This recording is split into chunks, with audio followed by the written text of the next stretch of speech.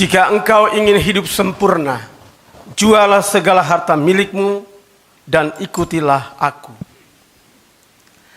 Para suster, ibu bapak, saudara-saudari, umat beriman sekalian yang terkasih dalam Kristus.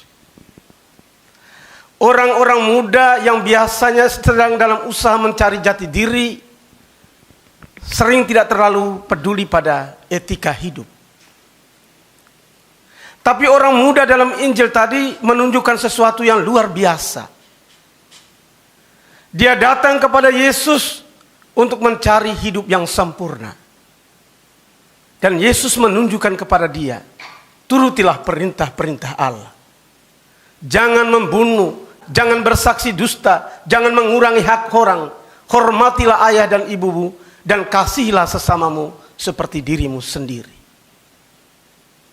Dan anak muda itu mengatakan, semua itu sudah kuturuti, apalagi yang masih kurang.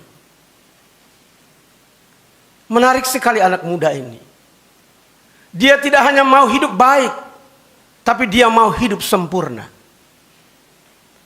Karena itu Yesus tunjukkan, kalau kau mau hidup sempurna, pergilah, jualah segala harta milikmu, bagikanlah kepada orang-orang sekitarmu, dan kembalilah mengikuti aku. Apa yang terjadi? Orang muda itu pergi dengan sedih karena banyak hartanya. Orang muda itu dengan usia mudanya, totalitasnya mencari, rasa hausnya adalah teladan bagi siapapun. Tapi pertanyaannya, mengapa dia pergi dengan sedih? Mengapa dia gagal menemukan apa yang dia cari? Ini masalahnya. Orang muda itu punya problem kenosis, pengosongan diri. Hartanya memenjara jiwanya. Niatnya untuk menjadi baik, niatnya untuk hidup sempurna, gagal oleh semangatnya menggenggam harta. Yesus tidak mau kita menjadi seperti anak muda itu. Ketika Yesus meminta kita untuk menjual harta kekayaan, itu bukan maksudnya Yesus ingin memiskinkan kita. Tapi dia mengajak kita untuk mengubah orientasi hidup. Untuk belajar kenosis, mengosongkan diri, keluar dari diri sendiri, untuk memberikan perhatian kepada dunia sekitar kita. Kita pasti sudah banyak melakukan sambil tidak menyadarinya. Atau mungkin kita belum menemukan cara-cara kreatif. Mari kita menjadi lebih kreatif dalam pengosongan diri. Tadi malam saya menonton satu TikTok yang sudah ditonton lebih dari 100.000 kali.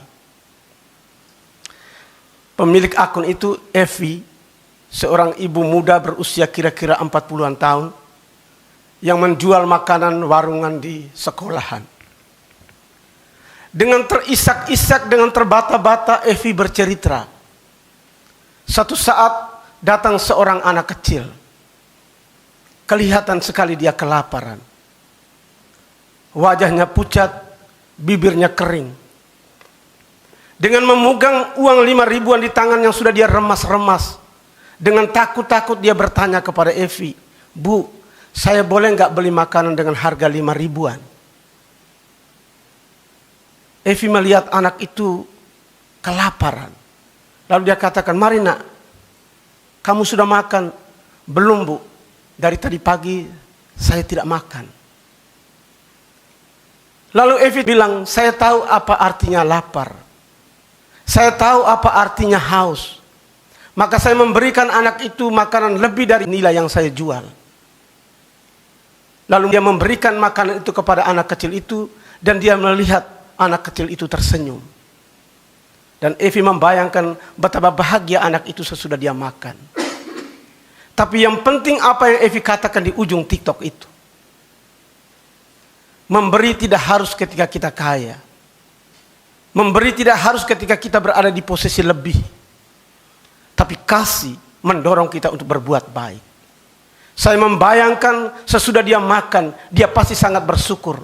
Dan itulah kebahagiaan saya. Itu kenosis, itu pengosongan diri. Hidup baik itu baik, Tetapi berbuat baik agar orang lain menjadi lebih baik, itu kenosis. Itu pengosongan diri. Memiliki harta kekayaan itu baik. Tapi menggunakan harta kekayaan untuk kesejahteraan orang lain, itu kenosis. Itu pengosongan diri. Menjaga nama baik sendiri, itu baik. Tapi berjuang untuk mengharumkan nama orang lain, itu kenosis. Itu pengosongan diri. Saudara-saudara terkasih, Yesus mengajak kita untuk memasuki wilayah cinta kasih. Untuk berjuang meninggalkan diri sendiri. Untuk berjuang melampaui egoisme. Agar kita menjangkau siapapun dalam kehidupan kita setiap hari. Yesus ingin kita terus berbuat baik. Karena itulah spiritualitas yang mistik. Kemiskinan yang mengantar kita kepada perjumpaan dengan Tuhan dan sesama. Amin. Yesusku, aku percaya Engkau sungguh hadir dalam sakramen Maha Kudus. Aku mencintaimu lebih dari segalanya, dan aku merindukan kehadiranmu dalam jiwaku.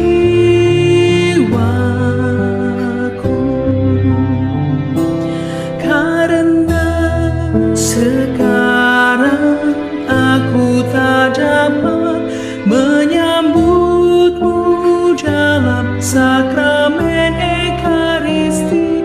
Datanglah sekurang-kurangnya secara rohani ke dalam hatiku.